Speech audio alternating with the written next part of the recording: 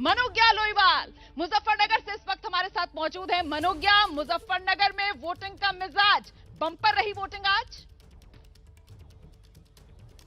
बिल्कुल, अगर इसको यहाँ की लोकल भाषा में कहें तो एकदम झमाझम, यानी कि अभी 6 बजे दरवाजे बंद किए गए हैं। ये चुनाव आयोग के कानून माने नियम के अनुसार किया गया है। मुजफ्फरनगर में 60% से ज़्यादा वोटिंग सुबह से हो चुकी है। हर बूथ पर आपको लंबी कतारें दिखी थी और सुबह से लेकर अभी शाम 6 बजे तक, 7 बजे से 6 बजे तक लंबी कतारें। मैं जहाँ पर हूँ यहाँ पर 6 बूथ थे। अभी जो लोग हैं वो अंतिम श्रेणी यानी कि अंतिम कतार अंदर गई है और उसके बाद अब वोटिंग की प्रक्रिया को फिलहाल अंतिम अंजाम तक आज के लिए पहुंचाया गया है, क्योंकि ये एक ऐसी बेल्ट है जहां पर 6 सीटें तो फिलहाल बीजेपी के पास हैं, लेकिन दबदबा और लड़ाई आरएलडी एसपी गठबंधन से ये देखते हुए कि एक और एआईएमआईएम है, बसपा है, गठबंधन है, कांग्रेस है और बीजेपी, इन सब के बीच में इस बार आंकड़े कितने बनेंगे, कितने बिगड़ेंगे। 58 सीटें भले ही आज 11 जिलों की हों, लेकिन मुजफ्फरनगर पर सबकी नजर जाट आंदोलन और आज ही टेनी यानी कि अजय टेनी के बेटे का को रियायत मिल जाना उनको अब बड़ी। मेरठ से हमारे साथ हमारी सहयोगी निधिश्री इस वक्त मौजूद है।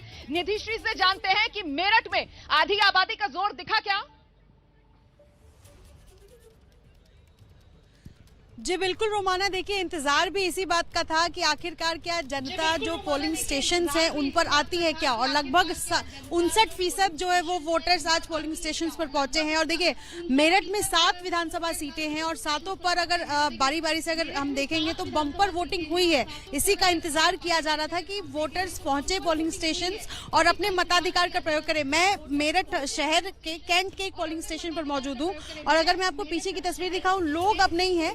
ये इशारा करता है कि 6 बजे तक जो इंतजार किया जा रहा था वोटर्स का अब खत्म हो चुका है, यानी सभी पोलिंग स्टेशंस पर जो वोट डाले जाने थे वो प्रक्रिया अब पूरी हो चुकी है रोमाना।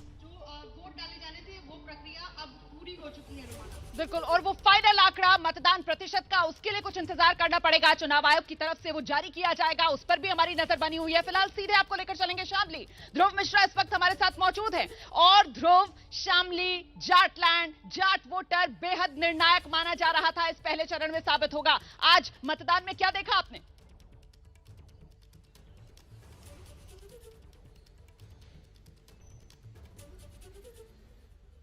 था, ठंड बहुत ज़्यादा थी, लेकिन जो है लोगों की लाइनें लंबी सुबह से लगी हुई थी। अभी 6 बज रहे हैं। अगर बात करें यहाँ पर, मैं जो सबसे ज़्यादा चर्चाओं में रही सीट कैराना में यहाँ पर मौजूद हूँ। यहाँ जो है शामली की अगर पूरी बात करें तो 5 बजे तक जो है 62% के लगभग यहाँ पर जो है वो परसेंट रहा है। और यहाँ अभी फिलहाल आप देखेंगे कि मेरे पीछे अगर मैं आप दिखाना चाहूँगा कि फिलहाल जो है कोई भी भीड़ यहाँ पर नहीं है। लगभग 6 बजे तक सारी वोटिंग, जो भी लोग थे, जितने भी लोग थे, जितने आने थे, वो सारे आकर के चले गए हैं।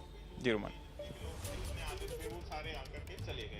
बिल्कुल, आगरा लेकर चलेंगे दर्शकों को। मनीष शर्मा इस वक्त हमारे साथ मौजूद है। मनीष, जिस तरीके का जिक्र निधि कर रही थी या फिर ध्रुव कर रहे थे, मतलब सुबह सुबह हमने देखा था वो उत्साह वोटर्स के अंदर। आगरा की अगर बात की जाए तो वहां किस तरीके का वोटर दिखा? वो वोटर जिसको कहते हैं कि वो खुलकर अपनी बात करता है, या वो वोटर जिसको माना जाता है कि चुप्पा वोटर है, चुपचाप मतदान करने के लिए जाता है?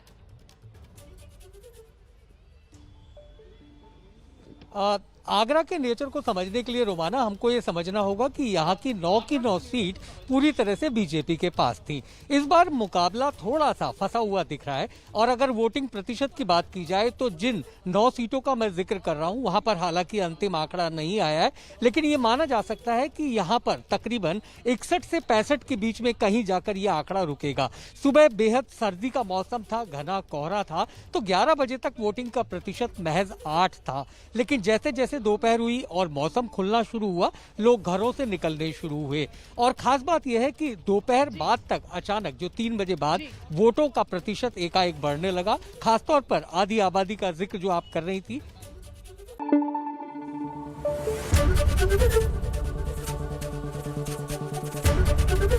एबीपी न्यूज आपको रखे आगे।